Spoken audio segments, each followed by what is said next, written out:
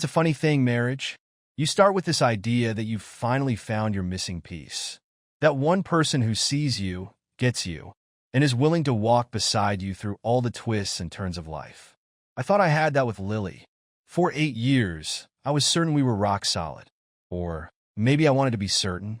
When you're in the middle of it, you don't see the cracks that form, the subtle shifts in the foundation. You see only what you want to see, a perfect life with a perfect partner. I remember the first time I met Lily. I was at a mutual friend's birthday party, one I'd nearly skipped because I was exhausted from work. I'd walked into the dimly lit room, scanning the crowd, and there she was, across the room, laughing. Her laugh was the first thing I noticed. It was full, unrestrained, and pulled me in before I'd even seen her face. She was the kind of person you couldn't ignore, a bright spot in a sea of people who all looked the same. I introduced myself. She made some quick-witted joke that I don't even remember now, and that was it. We were caught in each other's orbit from that moment on. Our relationship was easy from the start. I was the calm one, and she was the spark. She pushed me to try new things, to get out of my routines, and in return, I grounded her, gave her a place to land when life got chaotic. When I proposed to her, it was one of those picture-perfect moments people love to talk about. I took her to a quiet, secluded beach at sunset, dropped to one knee, and asked her to be my wife. She cried. I laughed nervously, and in the background, the ocean rolled in as if it was giving its blessing. When she said yes, I remember feeling this overwhelming sense of joy, like I was stepping into a life that was finally my own. And for years, that's exactly what it felt like. We built a life together, filled with all the things we thought mattered. The little routines, the shared dreams, the unspoken understanding that grew between us. I used to tell her, half jokingly, that I'd spent my life waiting for her, that she was the piece I didn't know I was missing. She'd laugh and brush it off, but I meant it. She was my world, the center of my universe. But somewhere along the way, things started to shift. I didn't notice it at first. You never do. You brush off the little things. Tell yourself it's just the stress of life, the weight of responsibilities. Work had been demanding more of my time, and I'd begun taking on longer hours, partly to get ahead, partly because I felt I needed to keep up with the demands of our life together. Lily had been supportive, always understanding when I'd come home late or had to cancel plans at the last minute. She'd say, "I get it, Jake. I know you're doing this for us," and I'd feel this surge of gratitude for her, for being so patient with me. But then, things started to change. It was subtle at first, like a light fog settling in. I'd come home, expecting the usual warmth, the familiar rhythm of our life together. But something was off. Lily started pulling away, spending more time by herself, getting lost in her own world.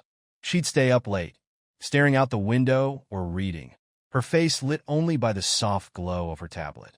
Sometimes, I'd wake up in the middle of the night and find her sitting in the dark, her silhouette framed against the window, lost in thought. I'd ask her if everything was okay, and she'd always smile, tell me she was fine, that I was imagining things. But I wasn't imagining the way she'd sometimes go quiet when I walked into the room, or the way her smile didn't reach her eyes anymore. I told myself it was just a phase, that maybe she was going through her own struggles and didn't want to burden me with them. She'd always been independent, fiercely so, and I didn't want to pry. I wanted to be the understanding husband, the one who gave her space when she needed it. But the distance between us kept growing, like a canyon widening with each passing day. I tried everything I could think of to bridge that gap. I'd come home early whenever I could, plan little surprises to make her smile. I'd bring home her favorite flowers, lilacs, and watch as she'd force a smile, her eyes glazing over like she was a million miles away. I'd cook dinner, light candles, trying to recreate the spark that had once been there, but nothing seemed to reach her. She'd thank me, kiss my cheek, and retreat back into that world she seemed to be creating for herself. The worst part was, I couldn't shake the feeling that she was slipping away from me, that I was losing her to something I couldn't see or understand. I'd lie in bed at night, staring at the ceiling, replaying moments in my mind, trying to figure out where I'd gone wrong. Had I done something to push her away? Was it my job? The long hours? The endless days where I was barely home? I'd ask myself these questions over and over, my mind spinning with doubts and fears. I wanted to talk to her about it, to tell her how scared I was of losing her, but every time I tried, she'd change the subject or brush it off. She'd tell me I was overthinking, that everything was fine, that she loved me. But her words felt hollow, like they were coming from a place far removed from where we used to be. And the more she pulled away, the more desperate I became to hold on, to find a way to bring her back to me. One night, I decided I couldn't take it anymore. I needed to do something, anything, to break through the wall that had come up between us. I remembered how much she loved surprises, how her face would light up whenever I'd do something unexpected. So I decided to take her out, to recreate one of our early dates, hoping it would remind her of the love we'd built together. I'd planned it all out. A reservation at her favorite restaurant, a bouquet of lilacs, and a walk by the lake where we'd spent so many nights talking about our future. I took the day off work, picked up the flowers on my way home, and walked into our house, hoping to catch her off guard. But when I stepped inside, the house was empty, silent. There was a note on the counter in her handwriting, telling me she'd gone out and wouldn't be back until late. I felt a pang of disappointment, but I brushed it off, telling myself she'd be back soon, that I'd still surprise her when she walked through the door. I spent the evening waiting, watching the hours tick by as I sat alone in our living room, the flowers wilting on the table. Midnight came and went, and still she didn't come home. By the time I heard her key in the lock, I was half asleep, my mind clouded with worry and frustration. She walked in, looking startled to see me awake, and quickly brushed off my questions with vague answers, telling me she'd been out with friends. That was the night I realized something was seriously wrong. The next day, I noticed things I hadn't seen before.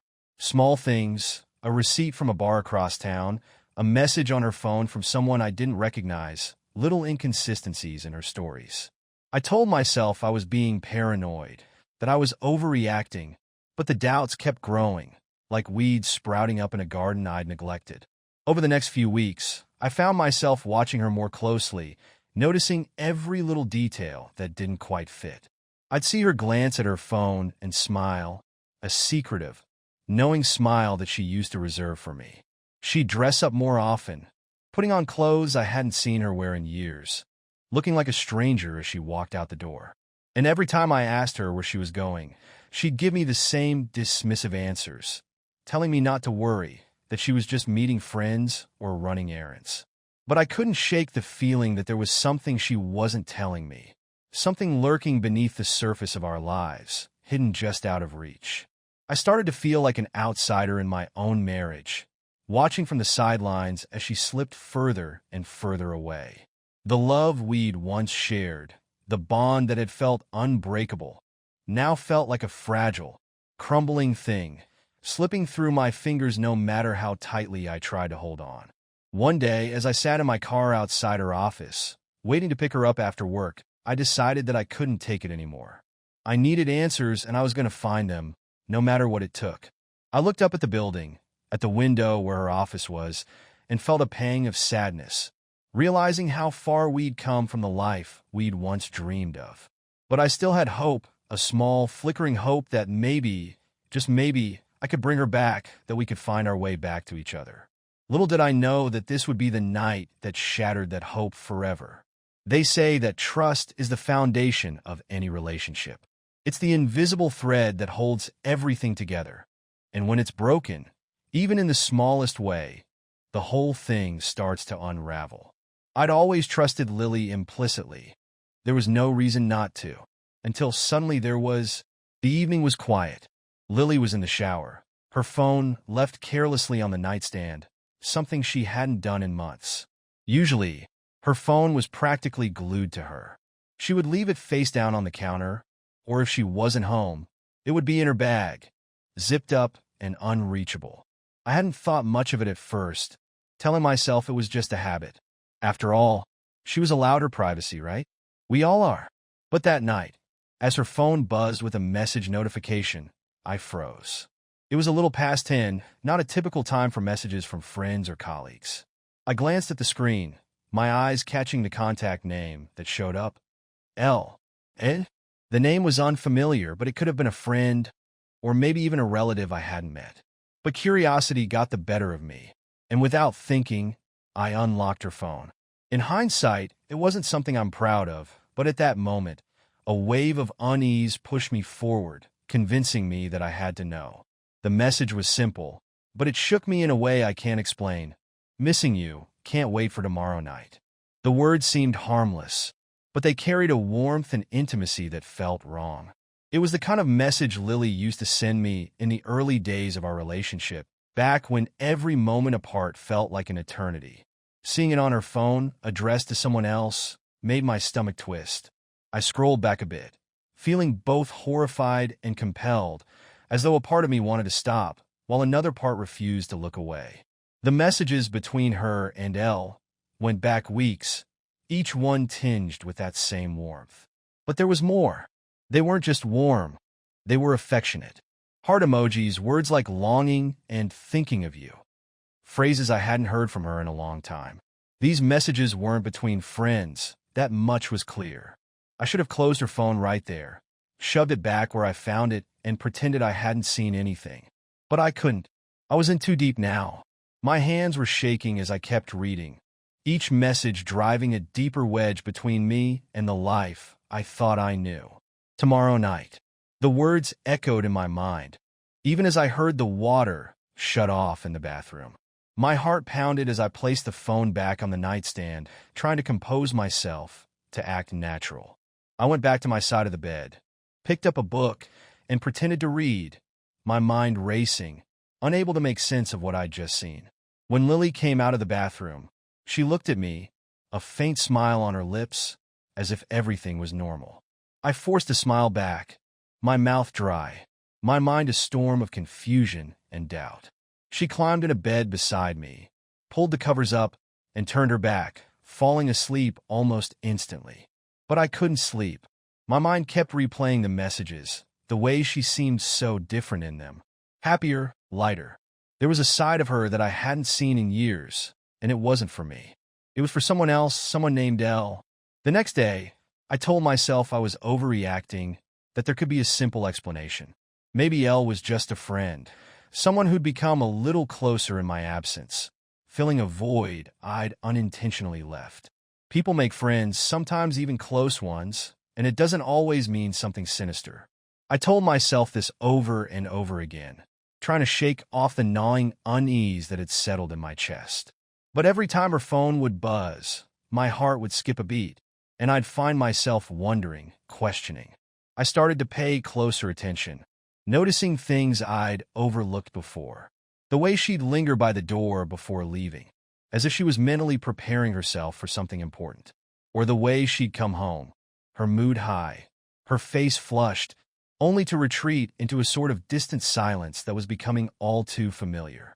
I'd lie awake at night, listening to the sound of her breathing beside me, wondering if she was thinking about me or if her mind was somewhere else entirely. I became hyper-aware of every detail, every glance, every unreturned kiss. The warmth that had once defined our relationship seemed to have faded, replaced by something cold and hollow. One evening, as she was getting ready to go out, I tried to ask her about Elle. I couched it casually, mentioning that her phone had buzzed a few nights ago and that I'd seen the name. Elena? Oh, she's just a friend, she said quickly, her tone dismissive, as if that would be enough to quell my curiosity. Just a friend? I pressed, trying to keep my tone light, but she could hear the edge in my voice. Yes, Jake, just a friend, she replied, her eyes hardening. Do I have to justify every friend I make? The conversation ended there, but it didn't settle anything. If anything, it only confirmed my suspicions, making me feel like an intruder in my own life. I wanted to trust her, to believe her, but something about her reaction didn't sit right. It was too defensive, too guarded. Over the next week, I found myself drawn deeper into the mystery of Elle, unable to shake the feeling that there was more to it than she was letting on. I noticed that whenever Lily was with me, her phone was silent, as if Elle didn't exist in our shared moments. But the second I was out of sight, the messages would resume, buzzing quietly from her purse or her coat pocket, a private world unfolding right in front of me. I began to dread the sound of her phone. Each was a reminder of the distance that had grown between us. The more I watched, the more I saw the signs, each one a confirmation of the truth I was too afraid to face. She was pulling away from me, slipping into a world that I wasn't part of, and I was powerless to stop it. One evening, when she told me she'd be home late, I decided to follow her. It wasn't something I ever thought I'd do. I'd always been the trusting type, the kind of guy who believed in giving people their space. But I couldn't ignore the nagging feeling that something was wrong, that there was a part of her life she was keeping hidden from me. I parked a few blocks away, watching as she entered a small, discreet cafe that I'd never seen her go to before. She was nervous, glancing around before she walked inside, her posture tense. I waited for a while, feeling like a voyeur, my heart pounding as I considered the implications of what I was doing. When I finally saw her through the window, she wasn't alone. She was sitting across from someone, laughing, her face lit up in a way that I hadn't seen in years. But it wasn't a man sitting across from her. It was a woman, a beautiful woman, with long dark hair and a confident smile, someone who seemed to command attention without even trying. My mind reeled as I watched them, piecing together the fragments of the past few months, the messages, the late nights, the unexplained absences. Suddenly, it all made sense, a twisted, painful sense that left me feeling hollow and lost. This was Elle. This was the person she'd been seeing, the person she'd been sharing herself with. They held hands across the table, a gesture so intimate it made my stomach turn. And as I sat there, watching them, I realized that this wasn't just a fling. This was something deeper, something that had been building for a long time. Lily wasn't just cheating on me. She was living a double life, one that I had no part in. I drove home that night, my mind numb, my heart shattered. The illusion of our life together had been stripped away, revealing a truth I could barely comprehend. I'd lost her, not to another man, but to a part of herself that she'd kept hidden all these years. And in that moment, I knew that nothing would ever be the same. The next morning, I felt like I was waking up from a nightmare that hadn't ended. The realization that my wife, Lily, had been hiding something so significant from me was like a fog clouding my every thought. The memory of seeing her with Elle, laughing, her hand comfortably in hers, stayed with me.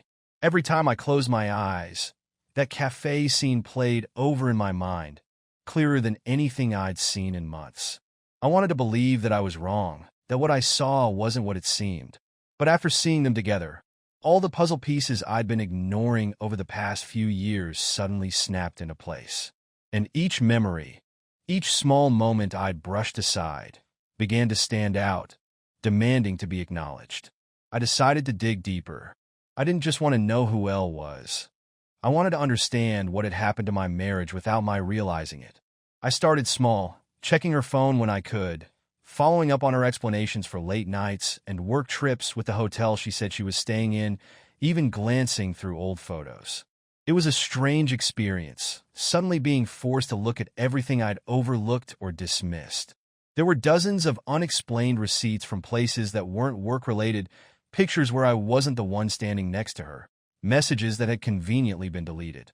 And then, as I dug further, I stumbled upon an old message chain that Lily had saved under an innocuous name, S. Baker. The messages stretched back for years, and the longer I read, the harder it became to ignore. Sarah, as she called her, wasn't just someone she'd met recently. The words between them, sentences I'd heard her say to me years ago, suddenly, painfully repeated here, told a different story. I scrolled back, each exchange a reminder of something I thought we had, something I thought we shared. They weren't just flirty or friendly. They were the words of two people deeply, intimately connected. Messages that spoke of forever, of escape, of stolen moments that felt more alive than anything I'd had with her in the past few years. 3 years, the history told me. For 3 years, this Sarah had been in her life, a secret presence slowly taking up the space where our life should have been. By the time I'd read through most of it, I felt hollowed out. I wanted to be angry, to feel rage and betrayal. But more than anything, I felt a dull, aching confusion. I didn't understand. She had kept so much from me, so much that I hadn't even realized was slipping away. And the truth was I didn't know why. That evening, I waited for her to come home. The atmosphere felt heavy, charged with unspoken words. She walked in, and I immediately saw it. The ease in her step, a small smile that faded the second she saw my face.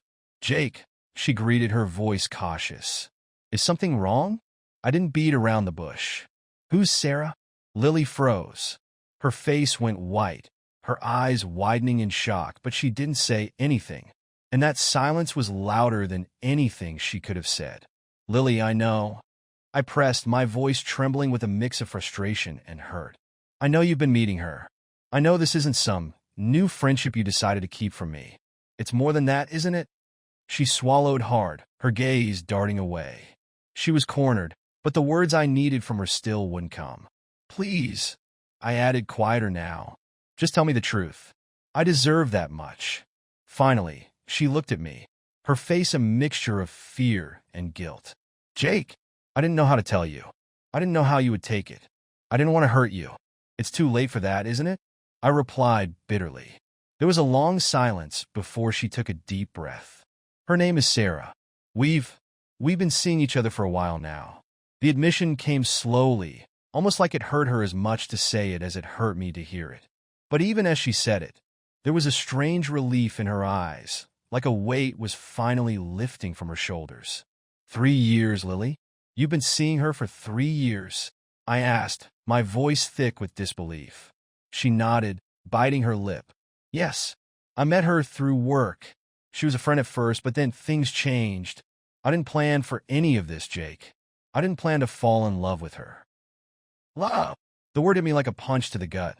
"You're in love with her?" She nodded again, tears gathering in her eyes. "Jake, I tried to keep it under control. I tried to push it aside. But every time I saw her, every time we talked, I couldn't. It's like I was seeing a part of myself that I'd been hiding my whole life. So what? I was just a placeholder." The words felt sharp in my mouth, bitter and unfiltered. "All these years, were you just waiting for someone else to come along?" Her eyes flashed with hurt. "No, Jake. I loved you. I still do. But this was different. It was something I couldn't ignore. I didn't want to lose you, but I couldn't let go of her either." The room was silent, the weight of her confession settling between us like a chasm. I felt like I was standing on the edge, looking down into something I couldn't understand. I wanted to be angry. I wanted to scream at her, to make her feel the hurt that was ripping through me. But all I could feel was a hollow sense of loss, like something essential had been taken from me, and I didn't know if I'd ever get it back. "Why didn't you just tell me?" I asked finally, my voice hoarse. If you needed something that I couldn't give you, why didn't you just tell me?"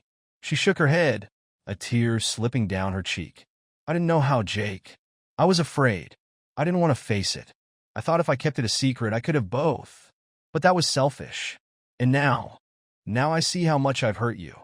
There was her regret, her sorrow. But it wasn't enough. Not for me, not after everything I'd just learned. I couldn't look at her without seeing the years of lies, the stolen moments she'd shared with someone else. "I need time," I said, my voice barely above a whisper. I can't do this right now." She nodded, wiping at her tears, looking as broken as I felt. "I understand. Take all the time you need. I'll be here if you want to talk." I left the room, grabbing my keys and heading for the door, needing to get away, to breathe, to find some way to make sense of the mess my life had become. I didn't know where I was going or what I was going to do. I just knew that I couldn't stay. Not right now. I ended up driving for hours, my mind replaying everything she'd said, every word hitting me like a hammer. 3 years. 3 years of secrets, of lies, of a hidden life that had existed right under my nose. And the worst part was I hadn't even seen it coming. I'd been so wrapped up in my own life, in my own routines, that I hadn't noticed the distance growing between us, hadn't seen the signs that something was wrong. Somewhere along the way, I pulled over, parking on the side of a quiet road, my hands gripping the steering wheel as I tried to steady my breathing. I'd always thought of Lily as my partner, my confidant, the person I could rely on no matter what. And now I didn't know who she was. Or maybe, I realized bitterly, she had been hiding a part of herself all along, a part she didn't think I could accept. I sat there for hours, lost in thought, trying to wrap my mind around the truth. I didn't know what this meant for us. Didn't know if I could ever trust her again. All I knew was that everything had changed, and there was no going back. Not now, not after what I'd seen. By the time I returned home, the sun was beginning to rise, casting a pale light over the empty streets. I was exhausted, my mind numb, my heart heavy with the weight of everything I'd learned. I didn't know what the future held, didn't know if I could ever forgive her. But one thing was certain, the life we'd built together, the love we'd shared, it was gone. And no amount of apologies or explanations could ever bring it back. Sitting across from Lily in the quiet of our living room that evening, I knew that this was a conversation that would change everything.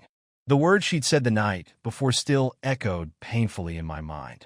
She had spoken of her love for Sarah, of feelings that had existed alongside her love for me.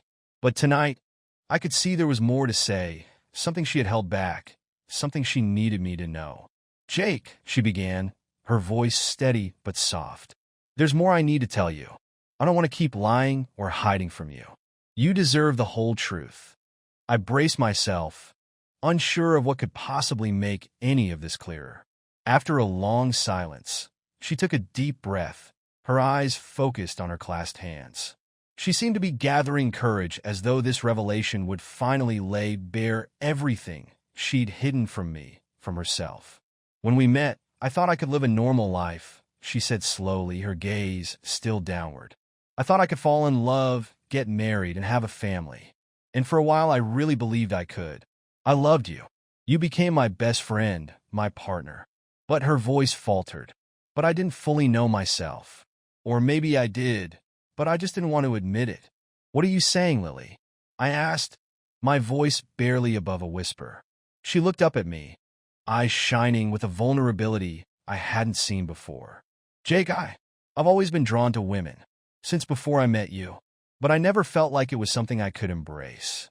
Where we grew up, how I was raised, it wasn't even a consideration. So I pushed it away. I ignored it, buried it. I thought if I just found the right person, if I found love in a safe place, then it would go away." She paused, letting her words sink in. "And for a long time, I convinced myself it had. You were everything I thought I needed. But over time, that part of me started surfacing again. It's like I've been split in two, hiding from the truth, trying to be everything I thought I should be. Try not to hurt you, but in the end, hurting you so much worse." Hearing her words felt like the final blow. The anger and sadness I'd felt since discovering her affair with Sarah now mingled with a strange, piercing sympathy. It wasn't that she had chosen another life over ours. It was that, in some way, she'd never fully known herself enough to choose. "Why didn't you tell me?" I asked, my voice thick with disbelief and hurt. "If this was part of you, why not talk to me? Why marry me? Build a life with me if you didn't feel whole?" "Because I didn't want to face it," she answered, her voice small. "I was afraid. I thought if I told you, if I even admitted it to myself, I would lose everything. You, our family, our friends, it would all come crashing down. And I didn't want that. I loved you. I thought if I tried hard enough, if I was good enough as a wife, then maybe that part of me would just stay buried. But it never did." There was a heavy silence between us, each of her words lingering, filling the air. I tried to picture it, her living alongside me, yet always hiding, always denying some part of herself. And in a way, I felt the deep, raw pain of her confession as much as my own heartbreak. "So, this whole time you were just pretending? Is that what our marriage was to you?" I asked, my tone wavering between anger and sorrow. "No, Jake, it wasn't pretending," she insisted. "I did love you. I do love you. But the part of me that needed something else, I couldn't silence it anymore. Meeting Sarah made me realize that.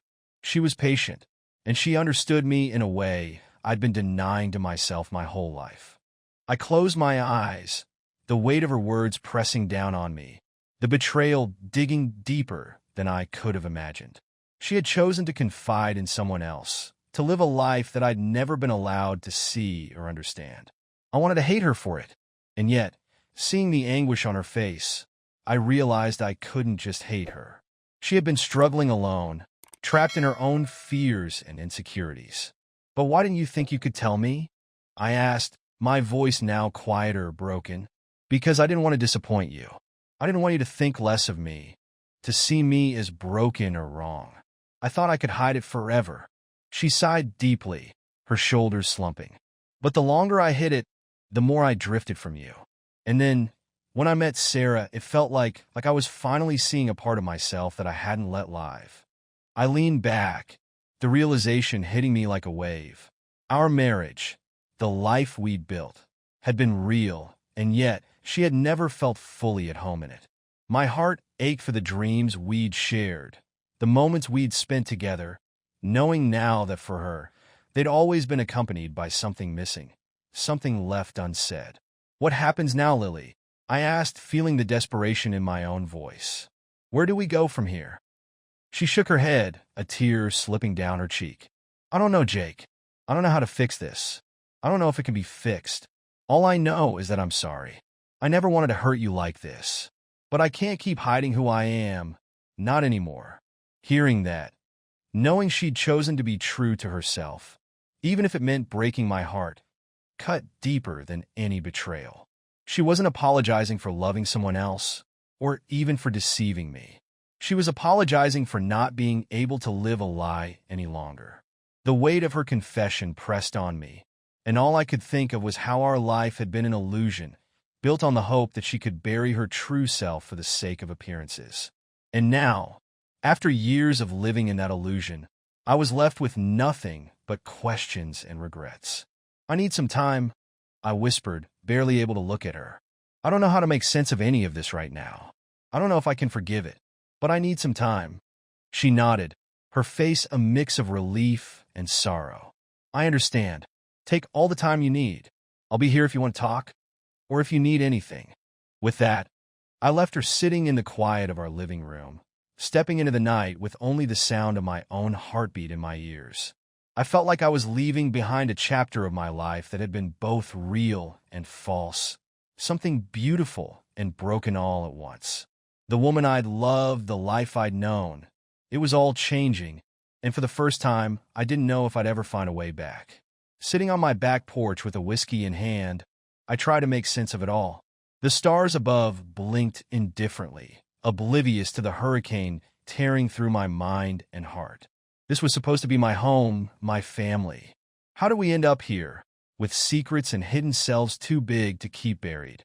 I swirled the whiskey in the glass, watching the way it caught the dim porch light, wishing it could burn away the numb ache growing inside me. I wanted to believe there was an easy answer, that I could walk away and simply move forward. But the truth was, my feelings were anything but clear. Lily's confession had filled me with a mix of betrayal, anger, and a strange tug of empathy that only made it all harder. There was a part of me that still loved her, that wished none of this had happened and that I could somehow fix it all. Another part wanted to hate her, to distance myself from the ache by telling myself she'd never loved me the way I'd loved her. But what gnawed at me most was knowing I'd probably always care, even if things were shattered beyond repair. I didn't know where else to turn, so I called Ben, my oldest friend. Ben had seen me through a lot, the triumphs and the failures, the highs and lows. I hadn't told him about what happened yet, but I knew he was someone I could rely on to talk things through, no matter how bad they were. When he picked up, I could tell he heard something different in my voice, an edge even I didn't recognize. "Jake, what's going on? You sound off." I sighed, rubbing my forehead. "It's Lily. She's been seeing someone else, Ben." The words were harder to say than I'd expected. "But it's not just that. She's been hiding that she's into women. She's been hiding it from me for years." The line was silent for a moment before Ben let out a deep breath. "Man, that's a lot. I can't imagine what that's like." I told him everything. The hidden messages, the late nights, the moments of distance I dismissed as life's usual wear and tear. I confessed my anger, my guilt, and the overwhelming sadness that seemed to have taken root. I spoke of how I couldn't just erase the memories of what we'd had, even knowing now that part of her had never truly been mine. When I was finished, I could almost hear him nodding, weighing his response carefully. "Jake, this is complicated," he finally said. "But let me ask you something. Do you think she loved you? I mean, really loved you?" I didn't answer immediately. I didn't know if I had an answer. I thought she had, with every gesture, every promise, every whispered goodnight. But now, it felt like a hollow echo. "Maybe," I said slowly. "But it's like she was loving me with only half of herself. Like there was this whole part of her that I didn't know, that she never let me see. And that's gotta hurt," Ben agreed, his voice gentle but firm. "But let's try looking at it another way. If she hid this from you, from herself even, it's not because she didn't care. Maybe she did it because she thought it was the only way to keep your life together."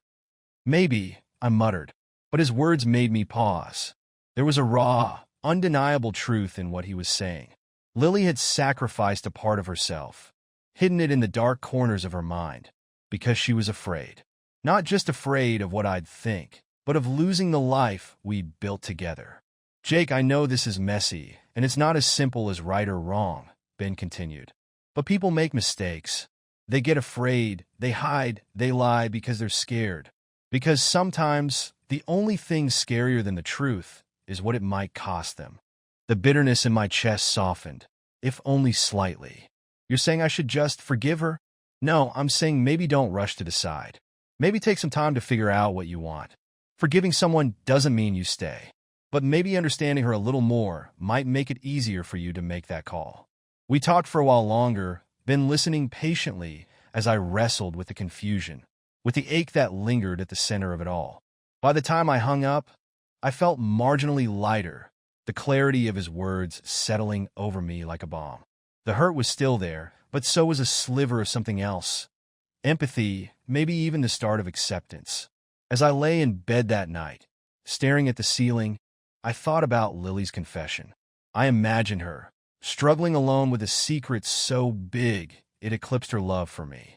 I thought of how she must have felt as she drifted further and further from who she thought she was, unable to share it with me. And for the first time since this all started, I felt a deep, aching sadness for her, for the woman who had lived in fear, who had tried to bridge two lives and ended up with neither.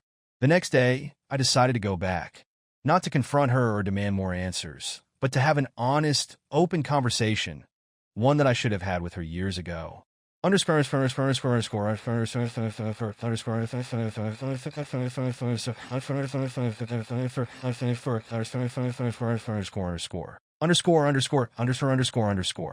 When I got home that evening, I found Lily in the living room, looking as though she hadn't slept.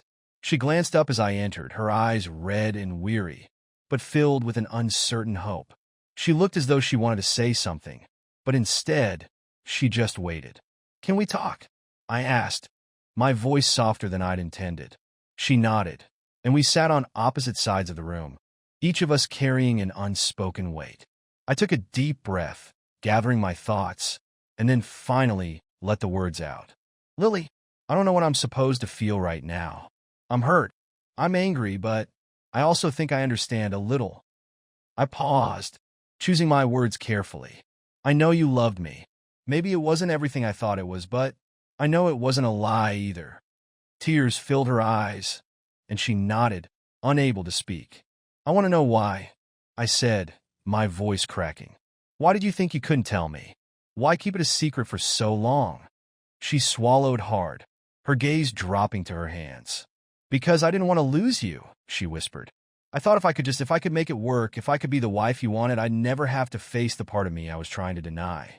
I thought I could be happy enough that I could bury it. But as the years went on, that part of me only grew stronger. I was afraid, Jake, afraid of losing you, of facing a world that might reject me." Hearing the desperation in her voice, I felt my own pain mix with a deep sadness for her. She had been living a fractured life, her choices fueled by fear, by an idea of what she thought she needed to be. "What about now?" I asked quietly. "Are you still afraid?" She met my gaze, her expression weary but resolute. "I don't want to be," she replied. "I know I've hurt you. and I'll always regret that. But I also can't keep hiding. Not anymore. I looked down, her words settling over me with an unexpected clarity. I had a choice to make, and this time, it wasn't about clinging to a dream of what we'd once had. It was about acceptance of her, of myself, and of what we could and couldn't be for each other. I don't know what's next, I admitted. But I know one thing, Lily. Whatever we decide, it has to be real. No more secrets. She nodded, a tear slipping down her cheek. And in that moment, we shared an understanding. It was the beginning of an end, or perhaps the start of something new. But for the first time, I felt at peace with whatever lay ahead. The days after our conversation felt like a blur, a mix of relief, sadness, and an overwhelming sense of finality. The honesty Lily and I shared that night left me raw, but somehow lighter. Still, I couldn't shake the question that echoed in my mind. Could I stay with someone who had kept so much hidden? Could we rebuild anything on a foundation so fractured? In the following days, I kept mostly to myself. I went to work, stuck to my routines, but there was a hollowness to it all. Friends reached out, sensing something was off, and Ben, as always, offered his ear.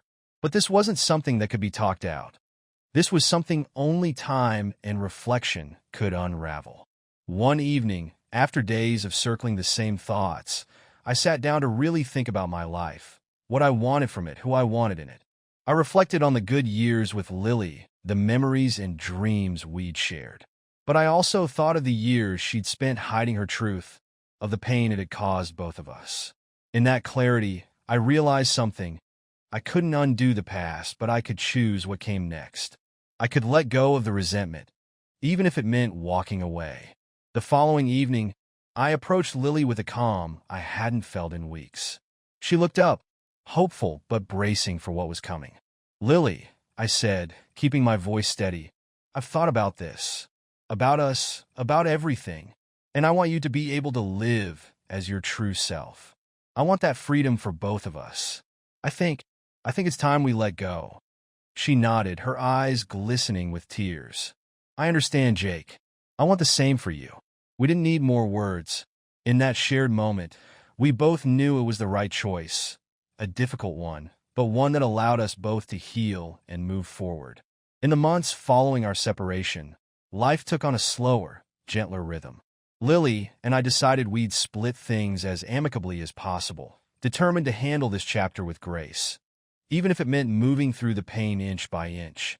The first few weeks were strange and raw. Simple things like packing up her side of the closet or dividing our favorite books became reminders of everything we'd built and were now letting go. Lily moved into a small place, not too far from mine, which made co-parenting smoother and, surprisingly, even allowed us to maintain a new kind of connection. We'd meet for coffee now and then, each conversation less about the hurt and more about moving forward. Slowly, we found we could talk openly about our lives without resentment. And when she mentioned Sarah's name for the first time, I surprised myself by not recoiling. Instead, I listened. Our conversations over time started to open up in ways I hadn't expected. One day, after we discussed our son's new interests in art, she looked at me thoughtfully and said, "Jake, I'm glad we can still be friends." And it was true. We were becoming something resembling friends, and it felt almost freeing. I took things slow on my own end, unsure of what dating even looked like after so many years. It was a bit strange at first, going to dinners with people who had no knowledge of the life I'd led with Lily. But in a way, that blank slate allowed me to rediscover myself. Each outing reminded me that my life was mine to shape now, and though they were small steps, they felt like a movement toward healing. Meanwhile, Lily and Sarah grew more serious, and it became natural to see them together at our son's events. Watching Lily smile freely and openly felt like a strange sort of balm over old wounds, a reminder that what we'd shared had been real, but it wasn't meant to last as it was. We were different people now, both liberated in our own ways. One quiet evening, I sat on my porch and thought back over everything, how life had changed, the upheaval, and the transformation. It dawned on me that, for the first time in a long while, I felt something close to peace. Lily's journey had sparked my own, and though it was bittersweet, it felt like a new beginning for both of us. As seasons passed, so did the heavy ache that had settled in my chest. There were days when Lily and I barely crossed paths, and others when we'd sit together over coffee, sharing updates about our son or laughing over memories of our earlier days. Over time, I came to appreciate how our connection had evolved. We hadn't lost our love. It had simply reshaped itself into something unexpected yet equally profound, a friendship that didn't erase the past but honored it. I still remembered the rush of first seeing her, our wedding day, and the countless moments in between when I'd believed we were unbreakable. The life we'd built together wasn't erased just because it had changed. And as I grew to accept this, I began to see our story in a new light, not one of betrayal, but of resilience and transformation. In the midst of all this, I started pursuing my interests more boldly. I went back to hiking, even took a trip to the mountains I'd always wanted to see, finally giving myself permission to explore my own ambitions. I poured myself into new hobbies, finding pieces of myself I hadn't connected with in years. And there was dating, too, gradual and casual, but something that kept reminding me I could still create new memories with someone special, someone who might appreciate me in this new chapter of life. One evening, Lily and I found ourselves attending a school play, our son proudly performing on stage. We sat side by side, sharing smiles, just two people who had walked a long road together and emerged stronger, even if we hadn't remained as we'd once been. When Sarah joined us after the performance, I felt a surprising warmth toward her. There was no resentment left. Instead, there was respect and gratitude for the peace Lily and I had finally found. Driving home that night, I felt a quiet contentment. Our marriage had ended, but our story had not. It had become a part of my growth, shaping me into someone who could understand and embrace the complexities of love beyond the conventional bounds of marriage. For the first time, I was grateful for it all. The beautiful, the messy, and the painful, because it had brought me to this moment of peace. As I looked out at the lights reflecting off the city, I felt the door to my past close gently behind me. There was no bitterness, only a readiness for whatever lay ahead. I didn't know where life would